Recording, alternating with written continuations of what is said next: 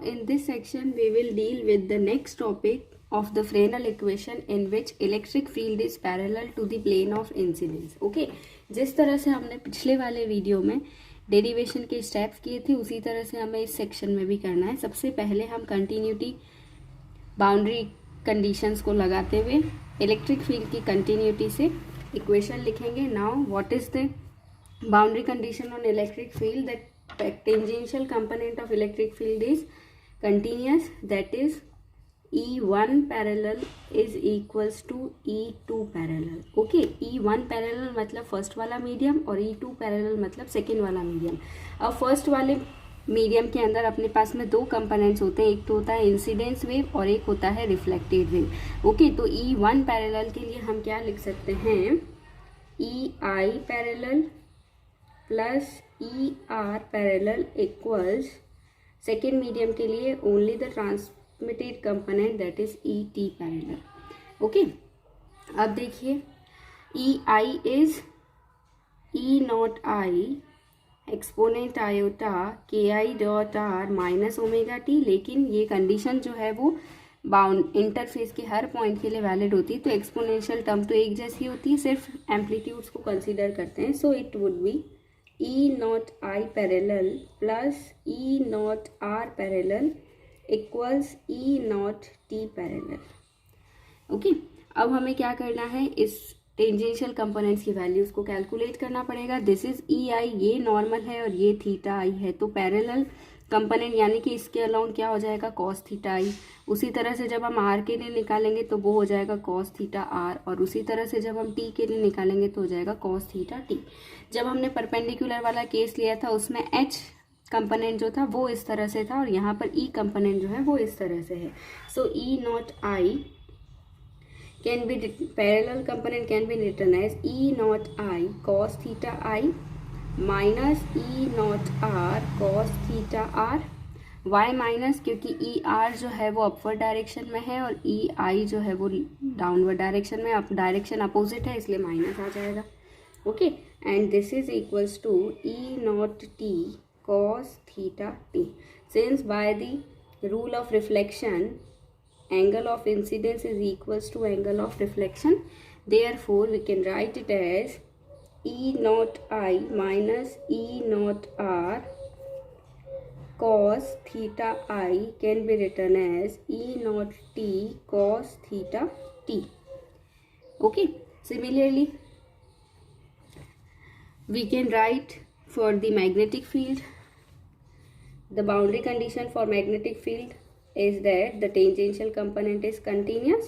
So for the first medium we can write it as H naught I parallel plus H naught R parallel equals H naught T parallel। Okay, और ये HI HR और HT है वो वैसे ही interface के parallel ही हैं। सो इस वजह से हम डायरेक्टली लिख सकते हैं H naught I plus H naught R equals to H naught T। This is our equation number 2। Okay, now we will calculate for the H naught I, H naught R and H naught T। हम पहले भी calculate कर चुके हैं that K cross E is mu omega H। Okay, तो जब हम H naught I की बात कर रहे हैं then it would be KI E naught I upon mu 1 omega. Okay, it would B H naught I। जब हम H नॉट R की बात करेंगे तो यहाँ पर E नॉट R आ जाएगा, और जब हम H नॉट T की बात करेंगे तो यहाँ पर T आ जाएगा और मीडियम बदल जाएगा। Okay, so it can be written as KI E not I upon incidence first medium में है सो म्यू 1 ओमेगा। ओके, इसमें क्या आ जाएगा? KR E not R upon mu 1 omega, और इधर आ जाएगा KT E not T upon mu 2 omega.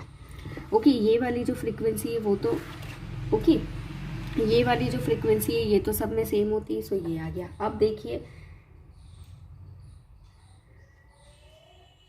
KI is equals to KR, क्योंकि दोनों एक ही मीडियम है, और अगर हम नॉन मैग्नेटिक मीडियम की बात करें तो उस कंडीशन में mu 1 equals to mu 2 equals to mu naught हम कंसीडर कर सकते हैं। सो क्या बनेगा अपने पास में? सिर्फ KI E not I plus E not R equals k T E not t. Okay, so we have this equation. This is equation number 3. Okay, अब देखिए जब हमें इंसिडेंट और रिफ्लेक्टेड की बात करनी है तो उसमें से हमें इस ई नॉट टी को एलिमिनेट करना पड़ेगा. ई नॉट टी को एलिमिनेट करने के लिए हम ई नॉट टी की वैल्यू इस इक्वेशन से रखेंगे, दैट इज के आई अपॉन के T E not I plus E not R. So we would get okay. Now अब हम क्या करेंगे, इंसिडेंस वाले कंपोनेंट को एक तरफ और रिफ्लेक्शन वाले कंपोनेंट्स को एक तरफ लिखेंगे. सो वी वुड गेट, अब हम क्या करेंगे, इंसिडेंस और रिफ्लेक्टेड वाली टर्म्स को एक तरफ ले लेंगे. So e not i, this is cos theta I minus k I upon के t cos theta T. Okay, और रिफ्लेक्शन वाले को एक तरफ ले लेंगे. We would get E not r, that is के आई अपॉन के t cos theta T plus e cos theta. Okay, since we have to calculate the ratio of amplitudes of reflected component and the incident component, so we can write E naught R to the E naught I for the parallel condition, because we are considering that electric field is parallel to the plane of incidence. Hence we would get cos theta I minus ki upon kt cos theta t divided by ki by kt cos theta t plus cos theta I. Okay, अब देखिए हम पहले भी calculate कर चुके हैं that k I upon के t is n1 by n2 because k i can be written as omega by v1 and kt can be written as omega by v2. Okay, and the refractive index can be written as velocity of light in vacuum to the velocity of light in the medium.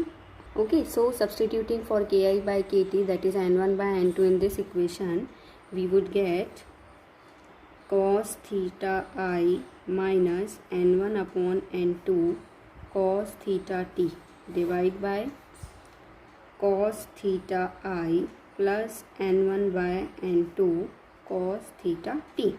Okay, now by the Snell's law, n2 by n1 is sin theta I upon sin theta t. Okay, so substituting for this, we would get cos theta I minus sin theta t upon sin theta I cos theta t divided by cos theta I plus sin theta t upon sin theta I and cos theta t.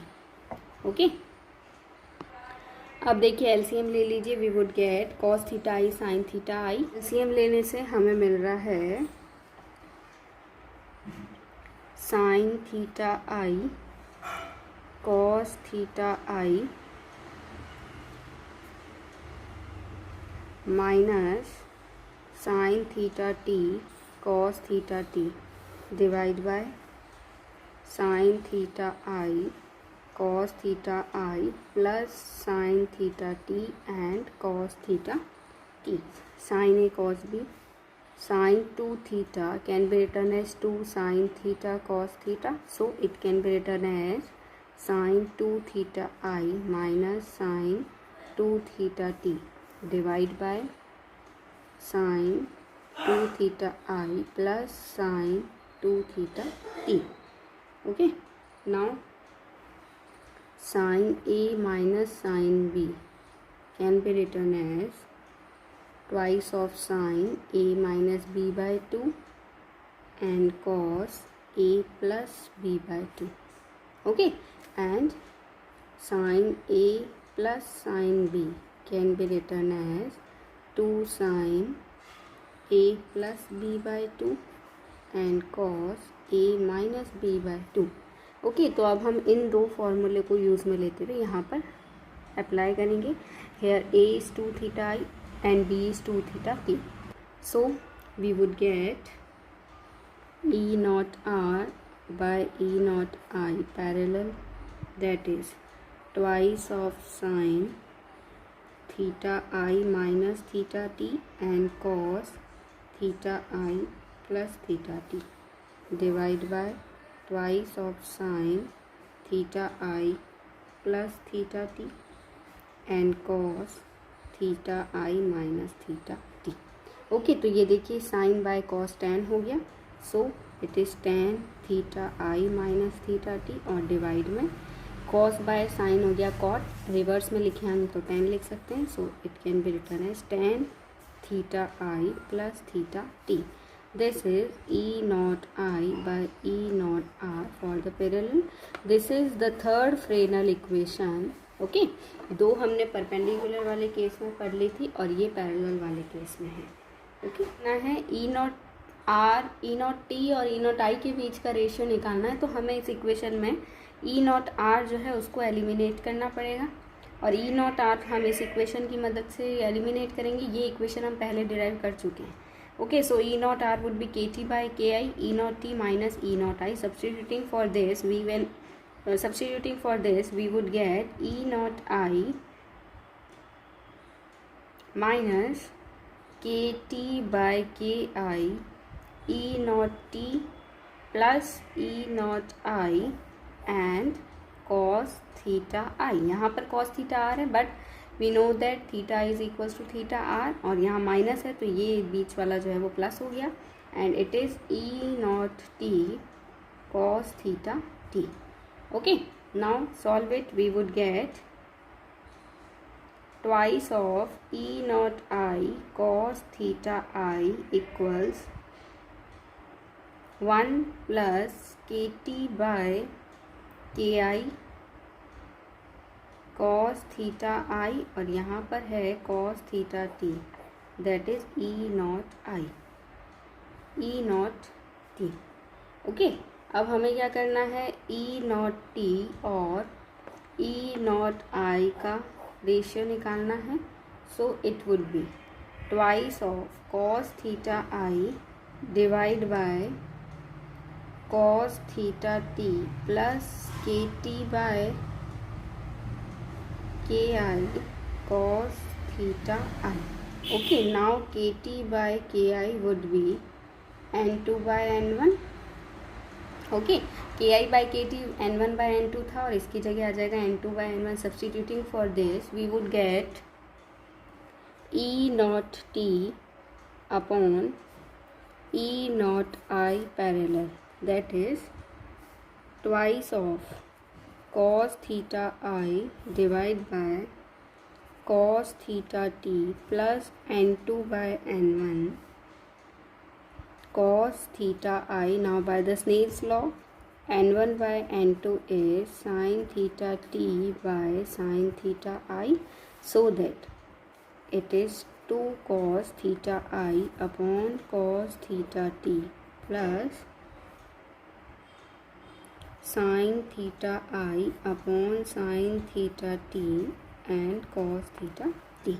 Okay, अब LCM ले लीजिए. We would get twice of cos theta I sine theta T divide by LCM लेंगे, ये ऊपर चला जाएगा. We would get sine theta T cos theta T plus sine theta I cos theta T. Okay, so 2 cos theta I sine theta T upon ये formula बन जाएगा 1/2 sine A cos B. It can be written as sine 2 थीटा और इसमें क्या बना जाए, यहाँ पे रहिए sine 2 theta I. Now again it is sine A plus sine B. उसका फॉर्मूला हम लगा देंगे. Sine A plus sine B is twice of sine A plus B by 2 cos A minus B by 2. So for that we would have 2 cos theta I sine theta T divide by 1/2. It can be written as 2 sin theta I plus theta t and cos theta I minus theta t. Okay, so we have 2 cos theta I sin theta t divided by sin theta t plus theta I and cos theta I minus theta t. Okay, तो this is the fourth Fresnel equation. Okay, जो transmitted और incident wave के बीच की है, यानी कि अपने पास में 4 फ्रेनल की इक्वेशंस आ चुकी है। अब देखिए इस इक्वेशन से ये क्लियरली अंडरस्टूड है कि e not T upon E not i की वैल्यू थीटा आई और थीटा टी के सारी वैल्यूज़ के लिए पॉजिटिव रहता है। का मतलब रिफ्रैक्टेड और इंसिडेंट वेव जो है वो हमेशा सेम फेज में रहती है। अब अगर हम रिफ्लेक्शन वाले की बात करें तो देखिए इस इक्वेशन में if theta I is less than theta t and theta I plus theta t is greater than pi by 2 तब भी पॉजिटिव रहेगा, and if theta is greater than theta 2 and some is less than pi by 2 तब भी positive ही रहेगा। यानी कि उन 2 condition में इसकी वैल्यू पॉजिटिव रहेगी, अदरवाइज सारी केसेस में ई नॉट आर और ई नॉट आई की वैल्यू नेगेटिव रहेगी। उस कंडीशन में रिफ्लेक्टेड और इंसिडेंट वेव जो है वो अपोजिट फेज में ट्रैवल करेगी। So these are the 4 Fresnel's equation which can be understood very clearly. In the next section we will move for the reflection, refraction or transmission coefficients. Okay, thank you.